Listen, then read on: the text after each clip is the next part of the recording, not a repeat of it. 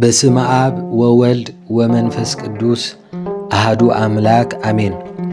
ውዳሴ ወግናይ ለእመ አዶናይ በመላእኽቲ ብደቂ አዳም ብልዑላት ብትሑታት ብሰማይ ብምድሪ በዛዓለም ብገነት በመንግሥተ ሰማያት ውድስቲ እነተባህለት እትምስገን ወግናይ ምስጋድ ዘለዎ ምስጋናን ልመናን ለእመ አዶናይ አዶ ጎይታን ዝኾነት እመቤትና ይግባእ።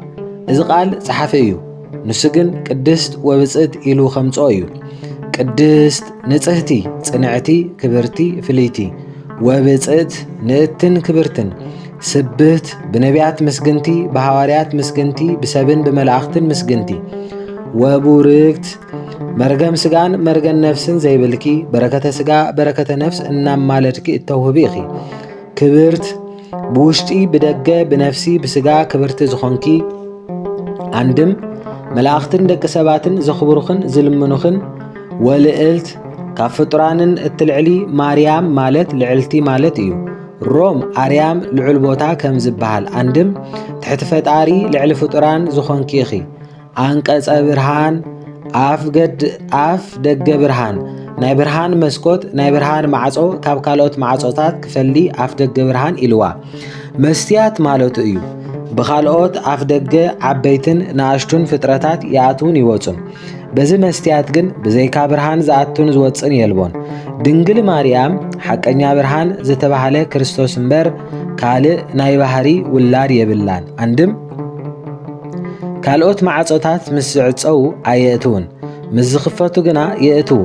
መስትያት ግን ተዓፂን ከሎ ብርሃን ይሕልፍ፣ ፍጥረታት ግና ኣይሕልፍን።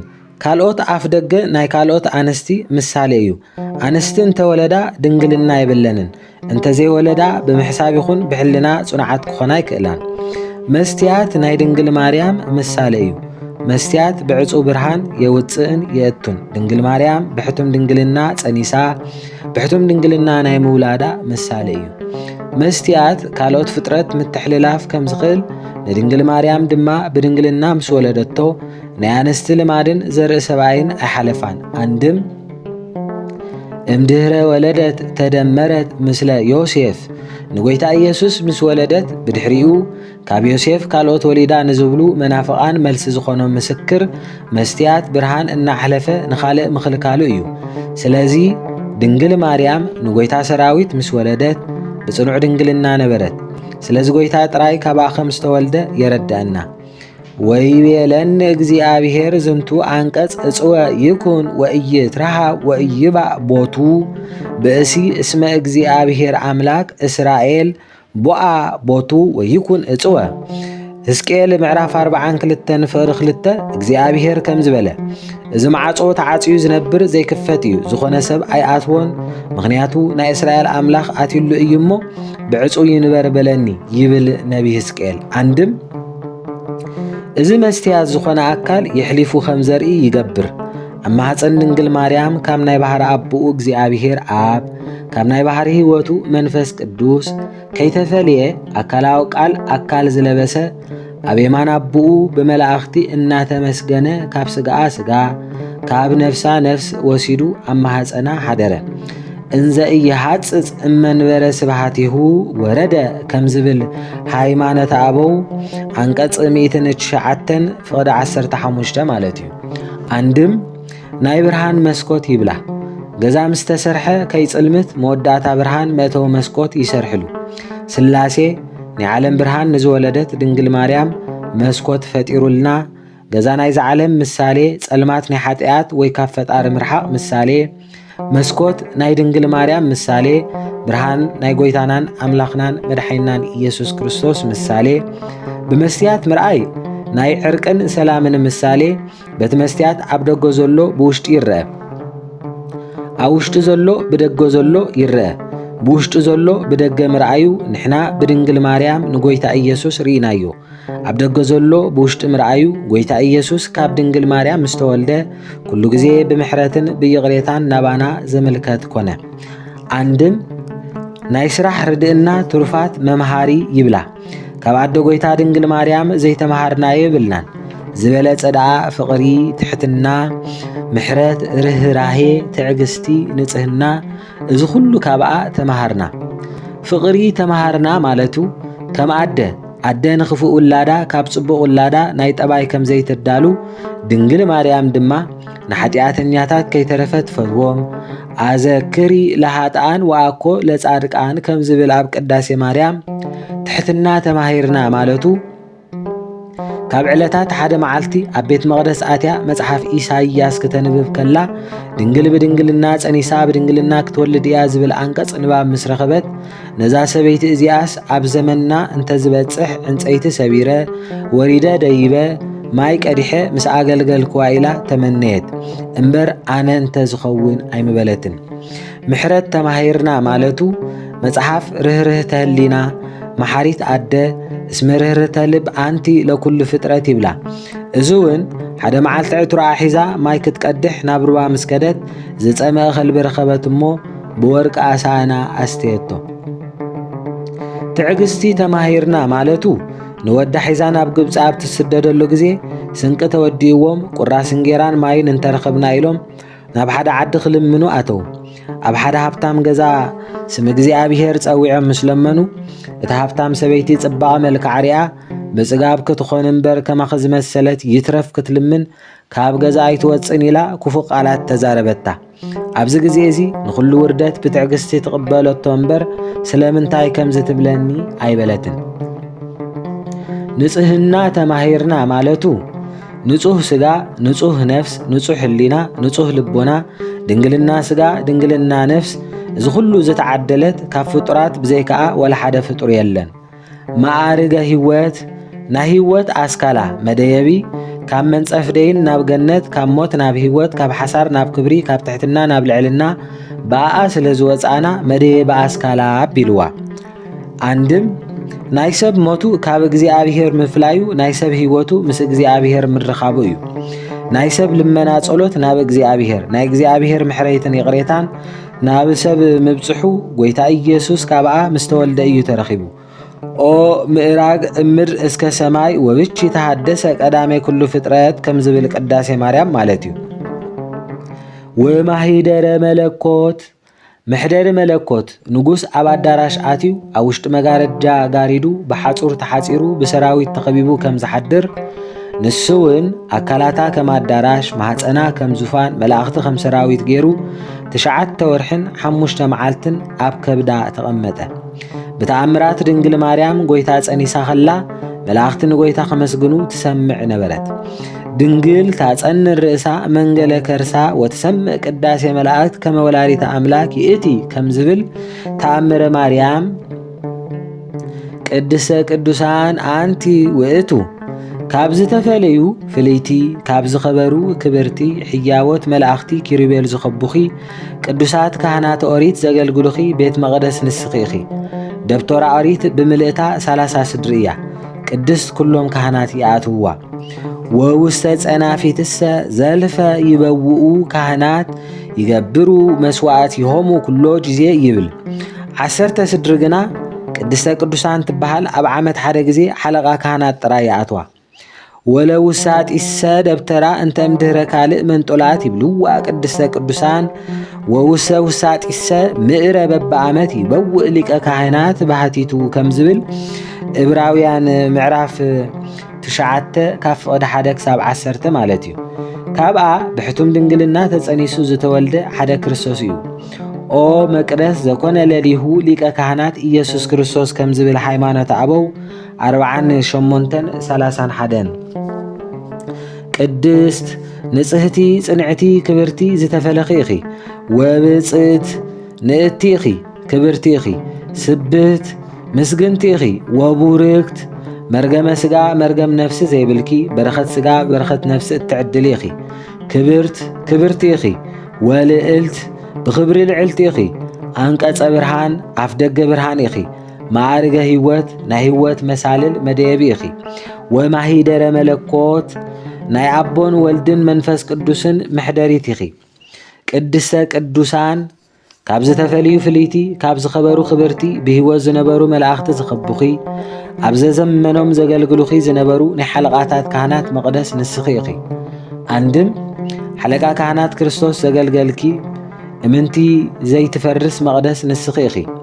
ኦ መቅደስ ዘኮነ ለሊሁ ሊቀ ካህናት ኢየሱስ ክርስቶስ ይብል ሃይማኖተ አበው 66:14 አንቲ ውእቱ ኦ እግዝእትነ ወላዲተ አምላክ ማርያም ድንግል ኦ ቃላት ዘአኽብሮ ቃላት ርህራሄ ቃላት ምሕሳር ቃላት ምንግናን ይኸውን። ቃላት አኽብሮ ኦ ጳውሎስ ምንት ትብዬ ጳውሎስ እንታይ ትብል ማለት እዩ። ርህራሄ ኦ ድንግል አዘክሪ ኣብ ቅዳሴ ማርያም ድንግል ዝነበረ ስደትኪ አዘክርልና። ቃላት ምሕሳር ድማ ኦ ሃናንያ እፎ መልአ ሰይጣን ውስተ ልብከ ግብረ ሐዋርያት 5:3 ኦ ሃናንያ ስለምንታይ ልብኻ ሓሳብ ሰይጣን መልአኽካዮ ክሳብ ክንዚ ንመንፈስ ቅዱስ ትሕስዎ ከም ዝብል ማለት እዩ። ወስማ ለይእቲ ድንግል ማርያም ሉቃስ እውን አምላኽ ዝወለድኪ ድንግል ማርያም ኢሉ ስለኺ ዝተዛረበልኪ ኢኺ። አንድም ብድንግልና ስጋን ብድንግልና ነፍስን ጸኒዕኺ አምላኽ ዝወለድኪ ድንግል ማርያም ኢኺ። ተሰመይቺ ስምረት አብ አንድም አምላኽ ዝወለድኪ ድንግል ማርያም ኢኺ። ተሰመይቺ ስምረት አብ አቦ ንወዱ ንተዋህዶ ኢሉ ዝመረጻ ተባህልኪ። አንድም ዘተሰመይቺ ክብል እዩ አምላኽ ዝወለድኪ ድንግል ማርያም አቦ ንወዱ ተዋህዶ ምስ መረጸኪ ስምረት አቦ ዝተባህልኪ ንስኺ ኢኺ። ቅዱስ እግዚአብሔር አብ ዘሰምረችያች ይብል ቅዳሴ ማርያም። ወማሂደረ ወልድ ናይ ወልድ ምሕደር ተባህልኪ። አንድም ዝተባህልኪ ንስኺ ኢኺ። ወቅዱስ ወልድ ዋሃድ ዝሃደረ ውስተ ከርስቺ ከም ዝብል ቅዳሴ ማርያም ማለት እዩ። ወምጽላለ ዘቅዱስ መንፈሱ ናይ መንፈስ ቅዱስ ምሕደሪ ተባሂልኪ። አንድም ናይ መንፈስ ቅዱስ ምሕደሪ ዝተባህልኪ ንስኺ ኢኺ። ወቅዱስ ጰራቅሊጦስ መንፈሰ ጽድቅ ዘአጽንዓቺ ከም ዝብል ቅዳሴ ማርያም ከምዚ እናተበልና አብን መንፈስ ቅዱስን ኣብ ማህፀነ ማርያም ሓደሩ። ብፍሉይ ኣካሉ ግና ወልድ ካብ ስጋኣን ነፍሳን ወሲዱ ተዋሃደ ይብለና። መንፈስ ቅዱስ ግን ኣብ ከብዲ ኣዲያን ከላ መርገም ነፍስ መርገም ስጋ ከሓለፈ ሓለዋ ማለት እዩ። መንፈስ ቅዱስ አቀባ እምከርሰ እማ ከም ዝብል መጽሓፈ ምስጢር ምዕራፍ 20:10 ማለት እዩ። መንፈስ ቅዱስ ኣብ ማህፀን ድንግል ምሕዳሩ ግና ንምሕላውን ንምዋሃድን እዩ። ኦ ቡርክት እምኩሉ ፍጥረት ቅዱስ ገብርኤል ካብ ኩሉ ፍጥረት ፈልዩ ካብ ደቂ ሰባት ፈልዩ ካብ ኣንስቲ ዝተባረኽኪ ኢኺ ኢልዋ። ኤልሳቤጥ እውን ናባይ ምምጻእኻ ኣደ ጎይታይ ከመይ ኮነኒ ኢላ ኣመስጊናታ ነይራ። ካብዛ ኣተኣሒዙ ቅዱስ ያሬድ ካብ ኩሉ ፍጥረት ዝተባረኽኪ ኢኺ መርገም ስጋ መርገም ነፍሲ ዘይብልኪ በረከተ ስጋ በረከተ ነፍሲ እተማልድን እትዕድልን ኢኺ በላ። ኣእምሮ ልቦና ካብ ዘለዎ መላእኽትን ደቂ ኣዳምን ፍሉይ ክብሪ ኣለኪ። ካብ ደቂ ኣዳም እምበር ኣብ መላእኽቲ መርገም የልዎን ብምባል ካብ መላእኽትስ ከመይ ኢሉ ፈሊዋ እህቶሙ ለመላእክት ከም ዝብል ድጓ እንዳበላ እንተበልና ዲያብሎስ ኣብ ዝኸሓደሉ ግዜ ሓቢሮም ዝኸሓዱ ነይሮም። በቲ ግዜ ብርሃኑ ገፊፉ ጸልማት ኣልቢሱ ናብ እንጦርጦስ ከም ዘውረዶም ይነግረና። ወህየንተ ብርሃን ዘመላእክት ትፍስስት በአርአያ ሰይጣናዊት ርኩስት ከም ዝብል መቅድመ ወንጌል ምኽሓዶም ናይ ሕልና ድንግል ስለ ዘይጸንዓሎም እዩ። ለመላእክትኒ ይትሄዘቦሙ ድንጋሌ ህሊና ከም ዝብል ኢዮብ ምዕራፍ 4:18 ማለት እዩ። አንቲ ውእቱ ህየንተ አርያም ዘበሰማያት ዘኮንቺ አርያም በዲበ ምድር ከምታ ኣብ ሰማይ ዘላ ጽርሐ አርያም ንስኽውን ኣብ ምድሪ ዘለኺ ጽርሐ አርያም ኢኺ። ጽርሐ አርያም መልእልተ ሰማያት ካብ ኩሎም ሰማያት ጽርሐ አርያም ዝለዓለት እያ። ድንግል ማርያም ድማ ካብ ኩሉ ፍጥረት ልዕልቲ እያ። አንድም ጽርሐ አርያም ምሕደሪ ስላሴ ከም ዝኾነ ድንግል ማርያም ድማ ምሕደሪ ስላሴ እያ። አንድም ጽርሐ አርያም ስላሴ ንሶም ዝፈልጥዋ ከም ዝነብርዋ እግዚአብሔር ወልድ ድማ ማህፀነ ማርያም 9 ወርሕን 5 መዓልትን ዙፋን ሰሪሑ ተቐመጠ። ሃገር መንፈሳዊ ዝሃደረ ለዓሊሃ እግዚአብሔር ልዑል ከም ዝብል ውዳሴ ማርያም። አንድም ጽርሐ አርያም ስላሴ ዝነብሩሉን ዝግለጹሉን ዙፋን ከም ዝኾነ ናይ ስላሴ ሓድነትን ሰለስነትን ከዓ ብድንግል ማርያም ተገልጸን ተፈልጠን ወትምህሮሙ ሰጂድ ለስሉስ ማህያዊ ውዳሴ ማርያም ወዓልቦ ዘአኢመሮሙ ለስሉስ ቅዱስ ዘእንበለ እምድኅረ ተሰገወ ወልድ ዋህድ እምቅድስት እሙ ከም ዝብል ሃይማኖት አበው 13 ፍቅዲ 9 ማለት እዩ። ብቺ አስተማሰሉ ቅዱሳን ነቢያት እነ ሕዝቅኤል ኢሳይያስ ስለኺ ምሳሌ እናመሰሉ ትንቢት ተዛረቡ። ኢሳይያስ ከም ዝበለ ሶባ እኮ እግዚአብሔር ጸባኦት ዘአትረፈ ለነ ዘርአ ከመ ሶዶም ወእምኮነ መከመ ገሞራ እመሰልነ ከም ዝብል ኢሳይያስ 1:9 ጎይታ ሰራዊት እግዚአብሔር ንዓኽ ዘርኢ እንተዘይፈርየልና ነይሩ ከም ሰብ ሶዶምን ጎሞራን ምኾንና ነበርና ወይም መሰልና ከም ዝጠፍኡ ንኽገልጽ እዩ። ናሁ ድንግል ትጸንስ ወትወልድ ወልደ ኢሳይያስ 7:14 እንሆ ድንግል ብድንግልና ጸኒሳ ብድንግልና ክትወልድ እያ ትወፅእ በትር እምስርወ እሰይ ከም ዝብል ኢሳይያስ ምዕራፍ 11 ፍቅዲ 1 ካብ ጉንዲ እሰይ ሓረግ በትሪ ትጭብጭብ ይሰግዱ ለቺ ኩሎሙ ነገስታተ ምድሪ ከም ዝብል እውን ኢሳይያስ ምዕራፍ 60 ፍቅዲ 10 እዚ ናይ ምድሪ ነገስታት ኩሎም ይሰግዱልኪ እዚ ኩሉ ኢሳይያስ ብትንቢት ዝተዛረበ እዩ። ሕዝቅኤል እውን ዛቲ ሆሁታ እጹታ ትነብር ከም ዝበለ ኣብ ሕዝቅኤል 44 ፍቅሪ 2 እታ ማዕጾ ብዕጹታ ትነብር ኢሉ ስለ ድንግል መሊሱ ተዛረበ። አንድም ምሳሌ ንሓባር ኢሉ ምስጉናትን ክቡራትን ሓለቃታት ካህናት ስለኺ መሲሎም ተነበዩ። ካህናት ወነገስት ካህናት ከም በዓል ሳሙኤል ዘካርያስ ነገስታት ከም በዓል ዳዊት ሶሎሞን ስለኺ መሲሎም ትንቢት ተዛረቡ። ናይ ሳሙኤል ሽታ ሙዳይ ናይ ዘካርያስ መቕረስ ናይ ዳዊት መሰንቆ ናይ ሰሎሞን አክሊል ናይ ኩላቶም ምሳሌ እኺ ሙዳየ እፍረት ወቀርነ ቀብጥ ዘሳሙኤል ስሩዕ ዘእሰይ እንተባቲ ተመክሃ ወሰረገላ ተዓሚ ናዳ መሰንቆሁ ለዳዊት ወአክሊሉ ለሰሎሞን ከም ዝብል ቅዳሴ ማርያም ማለት እዩ። አንድም ዘካርያስ ተፈሲሂ ወለተ ጽዮን ከም ዝብል ኣብ 9:9 ጓል ጽዮን ደስ ይበልኪ በላ። ዳዊት እውን መሰረታቲሃ ውስተ አድባር ቅዱሳን ከም ዝብል ኣብ መዝሙር ዳዊት ምዕራፍ 86 ፍቅዲ 1 መሰረታ ዝተቀደሱ ገቦታት እዮም። ወትቀውም ንግስት ብየማንከ በአልባሰ ወርቅ ውጽፍት ወህብርት ከም ዝብል እውን ኣብ መዝሙር 44 ፍቅዲ 9 ንግስቲ ብወርቅ አልባስ ተሸሊማ ኣብ የማን ንጉስ ትቕመጥ። ሰሎሞን እውን ገነት እጹት ኣዘቅት ህትምት ከም ዝብል ኣብ መሃልየ ምዕራፍ 4 ፍቅዲ 12 ዝተሓፀረት ናይ ተኽሊ ቦታ ዝተሓትመፅ ናይ ጉድጓድ ማይ ኢሎም ምሳሌ ተዛረቡላ። ገብሩ ለሙ አንድም ብቺ አስተማሰሎሙ ክብል እዩ። ንዓኺ መሲሎም ስለኺ ተዛረቡ። ገብሩ ለሙ ቅድስተ ቅዱሳን ሰርሑ ወውስቴታ ጽላተ ኪዳን ኣብ ውሽጣ ሕግስተ ጸሓፋት ኪዳን ኣቐመጡ።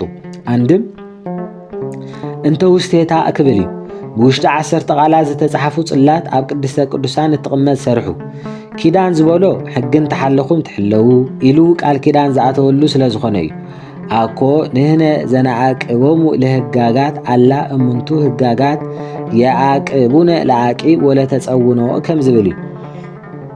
ቅድስተ ቅዱሳን ናይ ድንግል ማርያም ምሳሌ፣ ጽላት ናይ ጎይታ ኢየሱስ ምሳሌ እዩ። አንድም ጽላት ናይ ድንግል ማርያም ምሳሌ እዩ። 10 ቃላት ድማ ናይ ጎይታ ምሳሌ እዩ። ወልቺ ሳሂሎ ይክፍለነ ሰአሊ ለነ ቅድስት ብድንግልና ጽንዕቲ ብቅድስና ምልክዕቲ ድንግል ማርያም ብ10 ቃላት ካብ ዝተመሰለ ወድኺ ምሕረቱን ይቅርትኡን ክልእኸልና ለምንልና ይብል። ሰአሊ ለነ ቅድስ ናይ ቅዱስ ኤፍሬም ዘይኮነ ናይ ቅዱስ ያሬድ ምዃኑ ይፍለጥ። ምክንያቱ ናይ ውዳሴ ማርያም ናይ ዜማ መጀመርታ ድርሰት ገይሩ ተናገሮን ደረሶ። እቲ ናይ መጀመርታ ቅዱስ ወብጽእት ኢሉ ናይ አንቀጸ ብርሃን ኣብ ዝተፈጸመ በእንተ ተሰግወቱ ለወልደ አምላክ እምኔች ዝብል ካብዚ ይቕጽል። ስብሃት ለእግዚአብሔር ወለወላዲቱ ድንግል ወለመስቀሉ ክቡር አሜን።